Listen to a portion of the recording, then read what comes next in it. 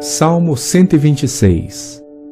Quando o Senhor trouxe do cativeiro os que voltaram a Sião, estávamos como os que sonham. Então a nossa boca se encheu de riso e a nossa língua de cântico. Então se dizia entre os gentios: grandes coisas fez o Senhor a estes. Grandes coisas fez o Senhor por nós, pelas quais estamos alegres. Traze-nos outra vez, ó Senhor, do cativeiro, como as correntes das águas no sul. Os que semeiam em lágrimas cegarão com alegria.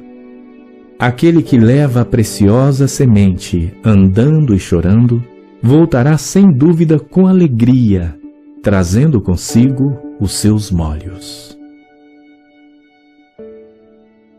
Amados, todos nós temos referências. Todos nós. Quando criança, eu queria, quando crescer, é claro, adolescente ali, eu tinha uma pré-adolescente, adolescente, no início da adolescência, eu desejava ser do Exército Brasileiro. E eu queria ser alguém muito importante no Exército Brasileiro. E, pasme, a minha inspiração, porque todo mundo tem inspiração, a minha inspiração era Rambo. Rambo 2, que foi o primeiro filme do Rambo.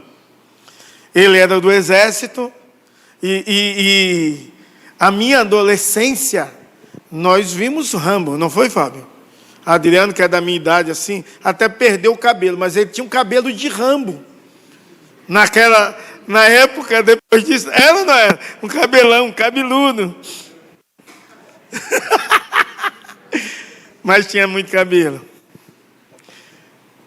E possivelmente você se inspirou em alguém. Eu me lembro, um dos primeiros ou segundo retiro dessa igreja, nós fizemos uma noite temática no retiro e tinha algumas mulheres lá de Paquita. Lembra, né? É isso mesmo. E todos nós, com certeza, nos inspiramos em pessoas nas diversas áreas da vida possíveis. Olhamos para alguém em uma área da vida e nós queremos ser daquele jeito. Quando eu penso em missões, vem à minha mente logo uma pessoa, um personagem, que é o Ronaldo Lidório, que para mim é um grande missionário e com certeza hoje ele é o maior missionário vivo de todo o mundo. O Ronaldo Lidório, quando nós ouvimos a história dele, nós ficamos maravilhados em ouvirmos a história de um bom missionário. Mas sabe o que nos deixa feliz? É ver sobre os momentos de triunfo, de milagres, da boa mão de Deus operando na vida do missionário. Isso traz muita alegria aos nossos corações. Mas poucas vezes nós paramos para conversar com o missionário e conversar a respeito das suas perdas e sofrimentos. Porque nós não queremos ouvir sobre isso. Mas quando olhamos para a história de Ronaldo Lidório, nós paramos e pensamos: Ronaldo Lidório teve 4 malárias ósseas. A última ele não pôde voltar para a África. Ultimamente, há uns 2, 3 anos atrás, eu não lembro exatamente o período, mas essa igreja orou por ele, ele teve um câncer. Muito sério e muito agressivo. E graças a Deus, até aqui Deus o ajudou e preservou com vida, mas é necessário que a igreja possa olhar para os missionários e entender que eles têm perda e sofrimento. E algumas vezes nós não queremos ouvir isso, só queremos ouvir as histórias fantásticas da provisão de Deus, do milagre de Deus, da bondade de Deus. Porque há uma frase entre os missionários que tem coisas que só faz milionário e missionário. E é verdade. Vocês já ouviram isso ou só foi eu? A irmã ali ouviu, Vilma também. Quem já ouviu essa frase? Pouquíssima gente. E é uma frase famosa. Parece que a igreja precisa se envolver com missões. Porque essa é uma frase da boca de missionário. Por quê? Porque tem coisas e regiões que Deus o leva, que só era a possibilidade de milionário, ou ele que é missionário, pela bondade de Deus. Bom, o Salmo 126 é um dos salmos mais conhecidos da palavra de Deus, é um cântico de peregrinação. E o cântico de peregrinação é do 120 ao 134. É um salmo que combina memória, choro e esperança, 3 elementos muito importantes para a vida: memória, choro e esperança. Esse salmo foi feito após o exílio, possivelmente na época do Ciro, em Esdras 1, do verso 1 ao 4, quando ele libera o povo de Israel para reconstruir a cidade. Isso trouxe alegria e esperança a quem viveu, de forma que eles entendiam e compreendiam, que a manifestação de Deus era de forma graciosa sobre eles. Esse salmo inteiro, ele pode ser dividido em 2 partes: recordação da libertação passada e súplica por restauração no presente. É claro que também esse salmo inteiro pode ser dividido em 3 partes, se assim você quiser. E as 3 partes seriam assim: o que Deus já fez, do verso 1 ao verso 3, o que Deus ainda faz, o verso 4, e o que Deus fará, versos 5 e 6. É claro que o tema principal desse salmo é o Deus da restauração. Quando nós paramos e entendemos e olhamos para o Deus que restaura as nações, Deus restaura os destinos, Deus restaura a alegria, Deus restaura todas as coisas. E quando nós paramos e compreendemos isso, nós entendemos que Deus é o Deus que restaura tudo. Se fosse tirar um tema para missões desses salmos, nós tiraríamos esse tema: missões, semeando com lágrimas, colhendo com júbilo. Missões, semeando com lágrimas, colhendo com júbilos. É claro que o salmista, nos versos que nós lemos, ele traz consigo a ideia de missões. Quando ele diz sair, caminhar e semear. Esses 3 verbos indicam uma ideia de missões: sair, caminhar e semear. Porque o missionário, ele sai da sua terra a uma terra difícil, e lá ele planta a semente da palavra de Deus. Mas como o nosso tema é missões, perda e sofrimento, podemos olhar para os versos que nós lemos e encontrar a ideia de perda. Semear chorando, porque essa é uma ideia de quem semeia e só sabe o quanto é dolorido semear quem sai a semear. Olhamos para as perdas do missionário e podemos citar algumas. Missionário perde conforto, segurança, recursos, família, saúde, estabilidades e até mesmo a vida. Quando olhamos a outra ideia do tema, sofrimento, podemos olhar nos versos 5 e 6 a ideia de andando e chorando. E essa ideia de andando e chorando está no tempo contínuo, onde mostra que o missionário sai andando e chorando enquanto faz a obra de Deus. É claro que o último verso vai terminar com esperança missionária. Com júbilo colherão os seus feixes. Quando nós paramos e olhamos para os salmos tão conhecidos como esse, e que quando nós aplicamos esses salmos no geral, nós falamos sempre sobre restauração, e pouco se fala sobre missões. E esses 2 versos, está muito bem claro essa ideia de semeadura. de sofrimento, de perda e de colheita. Bom, quando nós paramos e de forma clara olhamos para o missionário, a primeira coisa que nós queremos ouvir, ou a segunda coisa de um relato de um milagre, é como foi o seu chamado. Quem já conversou com algum missionário e fez essa pergunta? Opa, uns 3, 4, 5. Como foi o seu chamado? É claro que os vocacionados ao sagrado ministério também, que são missionários também, eles fazem essa pergunta, ou têm também essa pergunta: como foi o seu chamado? E é importante entendermos que o trabalho missionário começa com o chamado.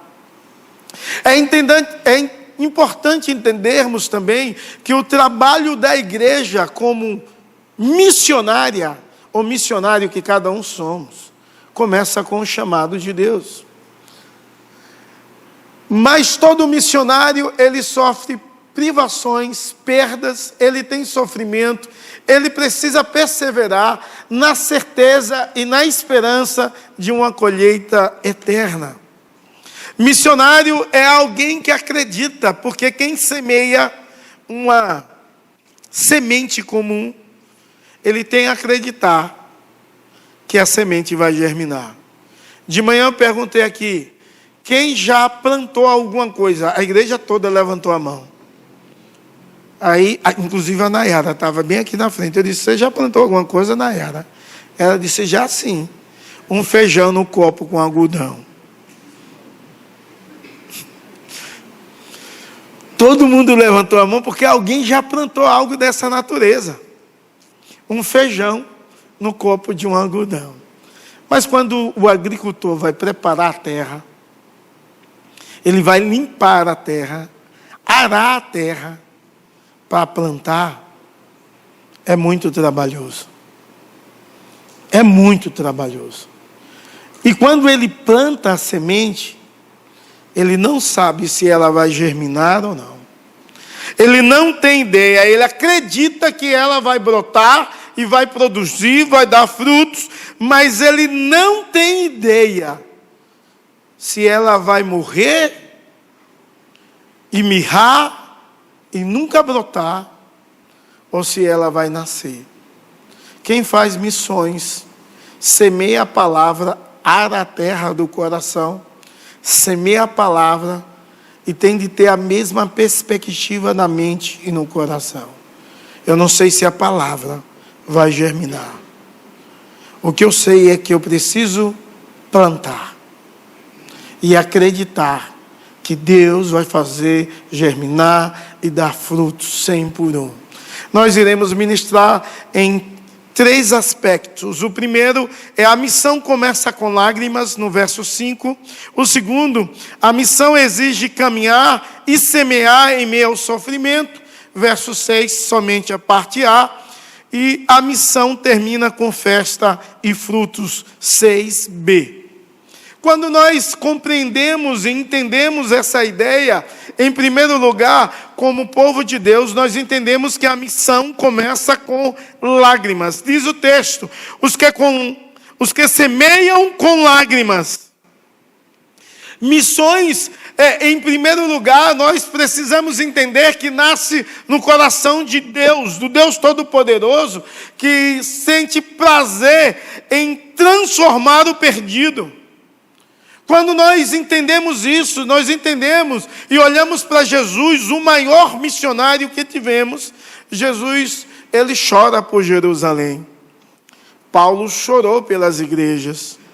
Quando paramos e vemos a história comum, os moravianos, eles oravam com lágrimas pelas nações. Mas eu fico pensando, se nos nossos dias tem gente que ora desse jeito, que ama missões desse jeito, que deseja que Deus faça de novo, de forma poderosa desse jeito. Talvez nós estamos tanto ocupados com as nossas vidas, com os nossos sonhos, os nossos projetos, os nossos anseios. A nossa mente está tão hedonista que nós não nos preocupamos mais com o outro, que nós não queremos mais semear a palavra de Deus, porque podemos experimentar perdas e sofrimentos. Talvez não choramos mais pela cidade, dizendo: Deus salva a nossa cidade, transforma e semeia a palavra, entendendo que Deus pode fazer germinar no coração. Talvez nós olhamos para a nossa cidade e paramos e pensamos o quanto a nossa cidade está envolvida em corrupção, o quanto o tráfico domina a nossa cidade. Mas, por outro lado, olhamos para a igreja, talvez uma igreja no geral, em si mesmada. Uma igreja que não entende que a sua missão é semear a palavra.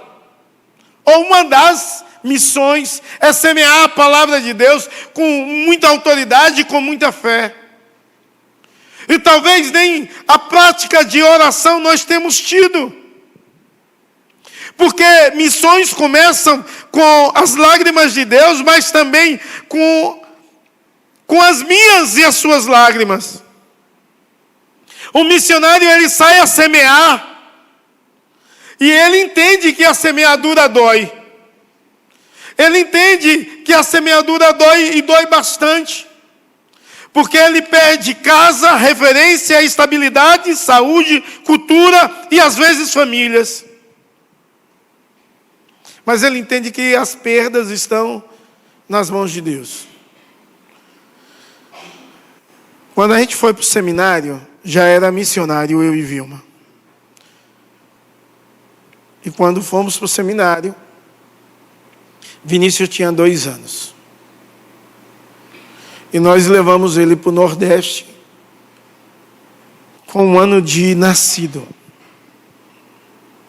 E fizemos o aniversário dele de 1 ano. E eu me lembro como foi o aniversário. Tinha uma música do Diante do Trono e tinha um desenhozinho de bolota. Era o nome do bichinho. Quem tinha criança naquele período deve ter visto isso. E aí nós fizemos o aniversário dele com bolota. Aos 4 anos, quando ele tinha 4 anos e já estudava em uma crechezinha, e ele começou já a ter uma mentalidade mais aguçada das coisas, ele disse assim: eu não tenho tio não, vó, vô, primos, os tios, os primos, avó, avô, estava tudo muito distante. Apesar de ter visto há 1 ano, parecia que ele não tinha nada disso, e fez essa pergunta. E algumas vezes nós não paramos e entendemos que o missionário, ele perde referência, estabilidade, cultura e às vezes família. Nós não paramos e pensamos nisso. Nós viajamos para uma outra cultura e somos inseridos em uma outra cultura totalmente diferente e não paramos e pensamos. E algumas vezes até que paramos e pensamos e olhamos para os missionários, mas não olhamos para as esposas dos missionários. Tá como Thaís, hoje pertinho da mãe, é uma bênção. Mas talvez quantos anos longe da mãe? Ou como Vilma ficou longe da mãe e dos familiares. É muito importante nós pararmos e entendermos que a missão começa com a lágrima nos olhos de Deus, mas a missão traz lágrima ao missionário, porque a missão começa com lágrimas. E a igreja do Senhor Jesus Cristo deveria amar missões e fazer missões constantemente aonde Deus nos colocou. E Deus nos colocou nessa cidade para fazermos missões. Sabe, irmãos, o prédio que você mora? Por que você está ali? Você está ali para fazer missões. Sabe, adolescente, a escola que você estuda é para fazer missões lá na escola. Homens, mulheres, o emprego do qual você trabalha. É para você ser luz e sal da terra em meio a esse mundo. Para que você possa ser um luzeiro de Deus, trazendo a palavra de Deus aos corações e semeando essa terra e acreditando que Deus vai frutificar em nome de Jesus. Em segundo lugar, a missão exige caminhar e semear em meio ao sofrimento. Quem sai andando e chorando enquanto semeia. Missões envolve movimento. E a ideia de missões é movimento. Quem fica, não semeia. Quem vai, colhe. E o movimento é de ir. Porque o texto diz, quem sai andando. Ou seja, enquanto você anda e faz as suas coisas, você deve entender de forma orgânica que você é um missionário e deve fazer missões. No seu dia a dia, na sua vida, no seu cotidiano. Mas se missões exigem caminhar e semear em meio ao sofrimento, envolve movimento, mas também envolve dor. O texto não esconde a dor e as lágrimas. Quem já pregou o evangelho aqui? Nem toda a igreja. Alguns. Quem já saiu com propósito de evangelizar, com equipe para evangelizar, em porta em porta? Então, vocês que já saíram, vocês sabem. Vocês muitas vezes foram rejeitados. Algumas vezes você chegou e falou com alguém, eu posso falar de Jesus, alguém disse, não quero.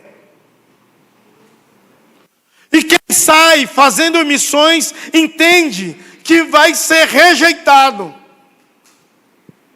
Entende que vai ser perseguido. Entende que vai sofrer ingratidão, desânimos e ter muitas lutas espirituais. Mas continua andando. Porque ele entende que é um enviado de Deus para fazer o que Deus deseja. Nós precisamos fazer isso. Muitas vezes a igreja do Senhor Jesus perdeu essa prática tão maravilhosa de falar do amor de Jesus. E sabe por quê? Porque não querem ter perdas e sofrimentos, porque não querem ser rejeitada ou rejeitado, porque não querem sair da zona do conforto, perder a sua segurança, não querem perder pessoas amadas, não querem perder algumas expectativas da vida e algumas vezes não querem perder a sua reputação. E muita gente tem dificuldade de dizer, eu sou cristão, com medo do que vão falar. Experimente um jovem de uns 22 anos em uma aula de filosofia contradizer o aborto. Dizer uma frase tão simples em um momento de discussão. O Senhor da vida é Deus, é Ele que dá e somente Ele tem o poder de tomar. Para você ver a rejeição que você sofre. Para você entender o quanto é um pouco do sofrimento. Abraão, o pai da fé, ele deixa a sua terra, ele perde segurança para fazer o que Deus tinha ordenado. Gênesis 12.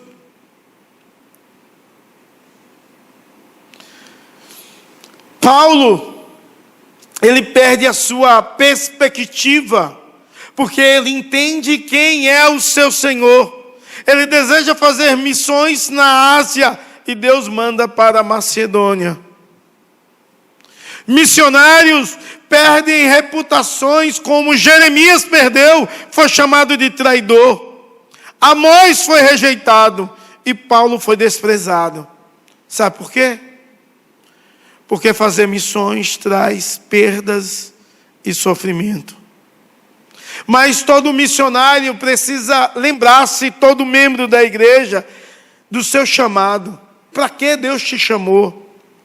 Todo missionário precisa cercar-se de pessoas. E você vê o apóstolo Paulo, em um momento de solidão, dizer: traz a capa e não demore vir ter comigo. Todo missionário deve manter a sua vida no altar. Todo missionário tem de aprender a transformar a sua dor em intercessão. Todo missionário deve viver por fé e enxergar de forma extraordinária a colheita. Porque missões termina com festa e frutos. Voltará com júbilo, trazendo os seus feixes. A promessa missionária não é de felicidade, facilidade, e é colheita. E colheita. Sabe, eu fui pregar um ano passado, novembro ou dezembro, em uma formatura de 100 alunos em uma igreja neopentecostal aqui na cidade. 100 alunos. Formavam em teologia e capelania. E quando eu fui pregar, eu falei com eles assim, e a igreja era uma igreja muito grande. Quem não deseja ter um ministério grande? Que formou em teologia e deseja ser pastor. Mas o ministério não é fácil. Vai exigir mortificação. Vai exigir cruz, renúncia, rejeição. Corria o risco de alguém se levantar e dizer: eu desisto disso. Sabe por quê? Porque quando a pessoa olha para o ministério, só vê o deslumbre, não vê as pancadas. No mundo o povo diz bem assim: o povo olha para a minha vida e vê a bebida que eu bebo, mas não vê os tombos que eu levo. O ministério e o missionário, ele tem de ter a mente de a sua bênção não está aqui. A sua vitória está em trazer os seus feixes, não em dinheiro, ou posição, ou status, mas em pessoas salvas, igrejas plantadas, discípulos feitos, portas abertas e sementes que germinam. Missões sempre termina com celebração, como diz Apocalipse. Celebração de semeadura de todas as pessoas, de todas as línguas, raças, povos e nações. Festa nos céus de todas as tribos, aonde encontraram um semeador que saiu a semear. Você está disposto a semear com lágrimas? Ou você não quer semear mais? E a realidade dessa geração contemporânea é que a igreja não quer semear mais. A igreja não quer chorar mais pelos perdidos, não quer mais andar e fazer a palavra e semear a palavra de Deus, não quer mais no seu cotidiano falar de Jesus. A igreja quer conforto, quer status, quer riqueza e quer paz. Mas essa igreja que quer status, riqueza, conforto e paz, não é a igreja de Cristo. Não é a igreja de Cristo. E eu gostaria que você olhasse para a sua vida como igreja. Se você quer conforto, status e paz, felicidade, você não é a igreja de Cristo. Você até parece ser. Você talvez venha aos cultos, talvez dizima, ou talvez não. Talvez gosta de participar das reuniões, principalmente festivas, mas você não é um cidadão do reino dos céus. Você não tem compromisso com o reino de Deus. Você não tem compromisso com a obra de Deus. Você não tem compromisso com a semeadura do Evangelho na vida dos indivíduos. Você não é igreja. Talvez o seu compromisso é com a instituição, mas não com Deus. Talvez o seu compromisso é com a tradição, mas não com o Senhor da igreja. E sabe, talvez você é um fariseu que acha que é crente, que acha que é servo e que acha que serve a Deus e perdeu noção do seu chamado, da sua missão e de quem você é. Meus amados irmãos, quando nós entendemos, nós precisamos aplicar e estar disposto a semear com lágrimas. Porque missões, ele vai exigir e custar de nós tempo, dinheiro, conforto e vida. Missões exigem isso. Deus não desperdiça nenhuma lágrima derramada por amor ao Evangelho por sua parte. O sofrimento missionário não é estéril, é uma semente de Deus. E essa semente vai germinar, e certamente você vai colher. Você precisa olhar para Jesus, o maior exemplo de missionário e o maior exemplo de semeador. O Senhor Jesus, ele falou uma parábola do semeador. Mas ele é o grande semeador. Ele é o semeador que semeou com lágrimas. Ele semeou a sua própria vida. Ele atravessou o seu ministério inteiro com lágrimas. Chorou com enlutados. Sofreu várias situações da vida.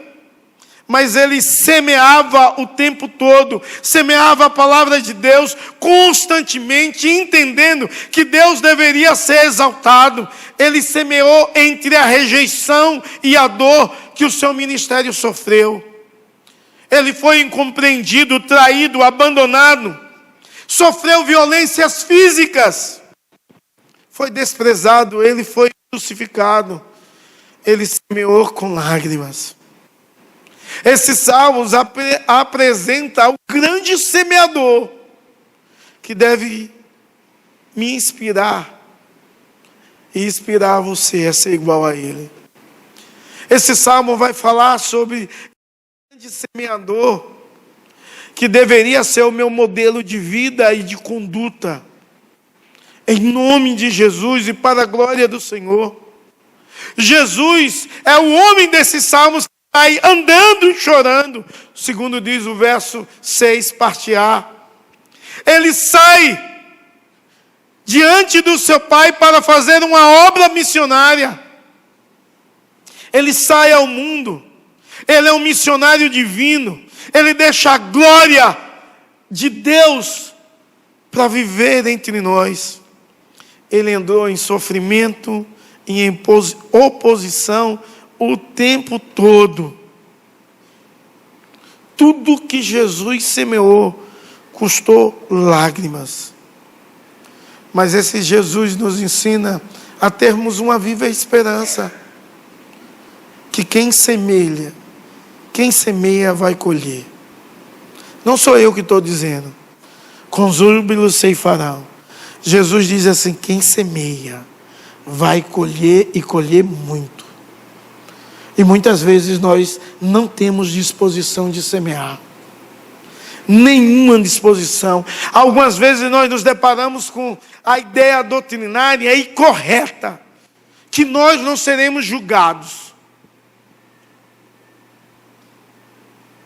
Mas em relação à salvação. E por isso nós dizemos, não, eu sou salvo, para que fazer a obra? Mas você vai ser julgado em relação à missão. Entende? Não a salvação, se você é salvo, mas a missão sim. E quando nós paramos e pensamos sobre isso, isso deveria trazer um ânimo de olharmos para Jesus, esse semeador, e sairmos a semear na certeza que iremos colher com júbilo. A ressurreição de Jesus Cristo foi uma demonstração jubilosa do que Ele tem preparado para nós. Os feixes são as almas dos salvos. A sua volta gloriosa trará consigo uma grande colheita final. E eu quero fazer parte disso. E você faz parte disso? O quanto você semeou em 2025? Você pode até não ter colhido nada, mas continuar acreditando. Mas a questão é, o quanto você semeou? Quantas vezes nesse ano você evangelizou? Testemunhou do poder de Deus, da graça de Deus, da bondade de Deus? Quantas vezes você fez isso? Talvez você está equivocado com o que de fato Deus deseja para a minha vida e para a sua vida. Concluindo, o Salmo 126 não é apenas um poema de esperança. É um retrato perfeito da vida missionária. Missões envolve lágrimas, envolve perdas e envolve sofrimento. Mas termina com júbilo, com alegria, com felicidade. O Salmo 126 é um convite à esperança que todos nós devemos ter. Todos nós devemos acreditar no Deus que vê o choro. Deus que honra com fidelidade. No Deus que transforma a dor em testemunho, não é, Robson? No Deus que faz de um lugar deserto, torrentes de água viva. No Deus que faz o milagre de forma repentina. No Deus que transforma o deserto em um rio. No Deus que converte a semeadura triste em uma colheita gigante.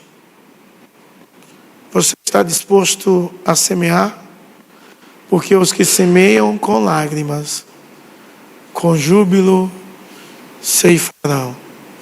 Você entende que você é um semeador da palavra de Deus. Você entende que você deve morrer para si e viver para a glória de Deus. Você compreende essa verdade? Porque se você não entende isso, você não entende o Evangelho. O Evangelho chama pessoas a serem semeadores. Que em nome de Jesus, se você não é, seja um semeador. Porque a coisa mais importante do mundo é semear a palavra de Deus. Baixe sua fronte, em nome de Jesus.